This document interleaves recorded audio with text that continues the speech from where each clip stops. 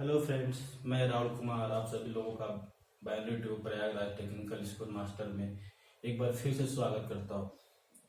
आज हम लोग HTML के सेकेंड लेक्चर में पढ़ेंगे और इसमें हम टैग्स के बारे में समझेंगे कि HTML में टैग्स का यूज क्या होता है और टैग्स क्या होते हैं, टैग्स कितने टाइप्स के होते हैं, किस टैग्स का क्या वर्क होता है, कौन सा टैग किस लिए यूज होता है, ये सब चीज़ें हम इसमें पढ़ेंगे। सबसे पहले चीज हम देखते हैं कि HTML मैंने पिछले लेक्चर में भी आपसे बताया था कि HTML का फुल फॉर्म होता है कि हाइपरटेक्स्ट मार्कअप लैंग्वेज। और मैंने पिछले वाले लेक्चर में ये भी डिफाइन किया था कि कैसे हम HTML की कोडिंग को करते हैं। तो उसके लिए आपको पिछला लेक्चर देखना पड़ेगा।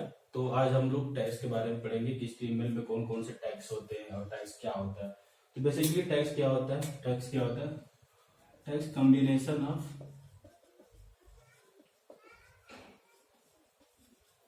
कैरेक्टर्स होते हैं। यानी कि टैग्स क्या होता है? टैग्स एक कॉम्बिनेशन ऑफ कैरेक्टर्स होता है जिसका एक प्री डिफाइंड अपना एक खुद का वर्क होता है।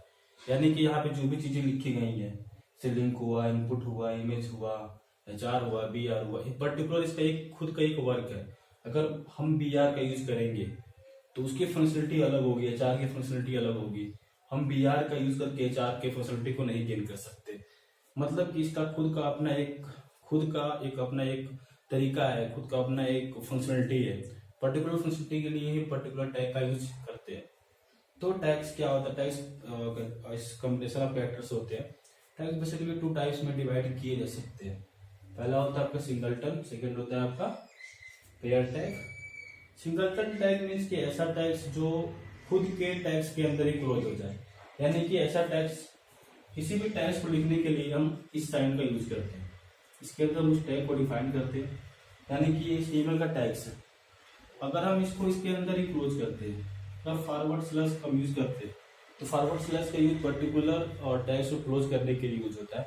अगर हम इस फॉरवर्ड स्लैश का use with in that tags के अंदर कर लेते हैं तो यानी कि वो टैग्स वहीं पे क्लोज हो जाता है। उसको हम क्या बोलते हैं? सिंगलटन टैग्स बोलते हैं। अब आपका पेयर टैग मतलब कि ऐसा टैग जिसको क्लोज करने की जरूरत पड़ती है। जैसे कि हमने यहाँ पे HTML लिखा, HTML के अंदर मैंने कुछ लिखा, एट लास्ट फिर मुझे इसको क्लोज करना ही पड़ेगा। यानी कि इसको क्या बोलते हैं? Pair tag.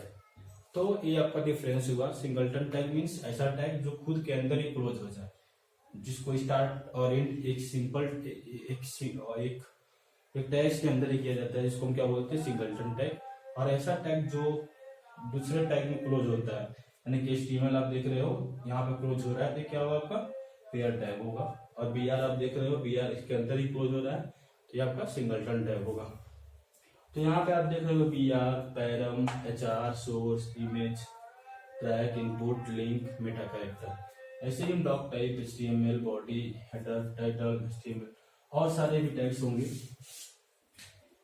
इनके बारे में हम पढ़ेंगे।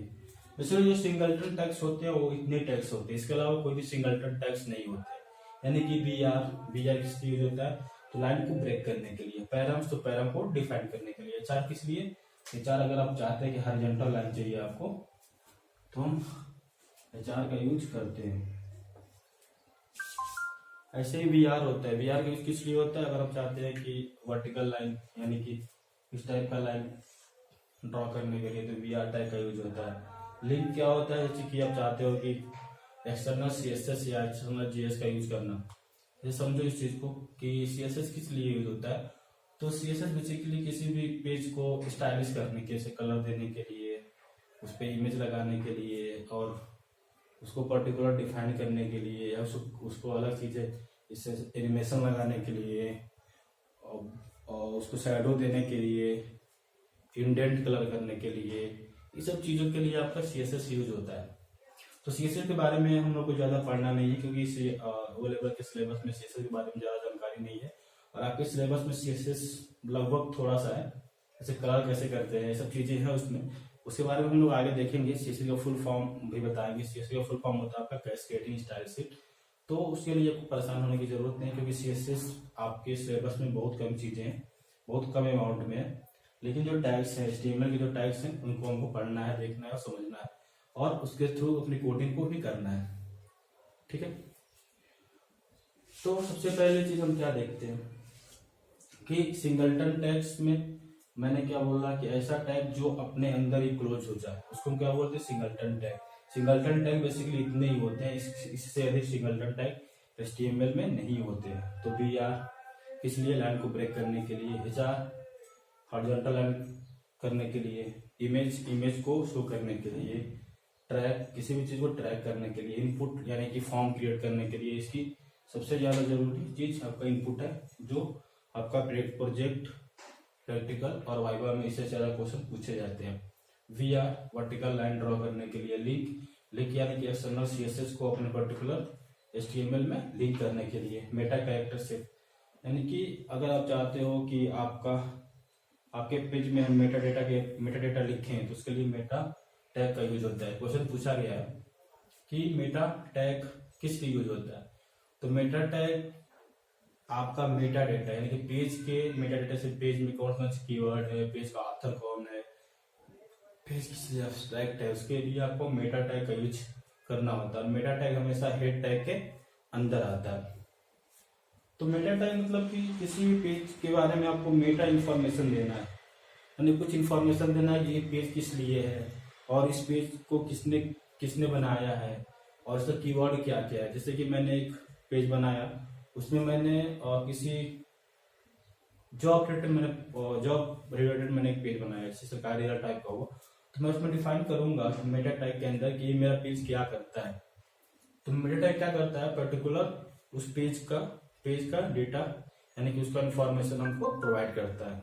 तो ये क्वेश्चन पूछा जा चुका है कई बार कि मेटा जो टैग होता है वो क्या होता है। मेटा टैग सिंगलटन टैग होता है जो हेड टैग के बीच में यूज होता है और ये पेज के इंफॉर्मेशन को रखता है। ठीक है, तो इसके बारे में हम लोग आगे देखेंगे। और पेयर टैग में बहुत सारे टैग्स है, मैंने केवल इतना डिफाइन किया, मतलब इनके अलावा जितने भी टैग्स है HTML में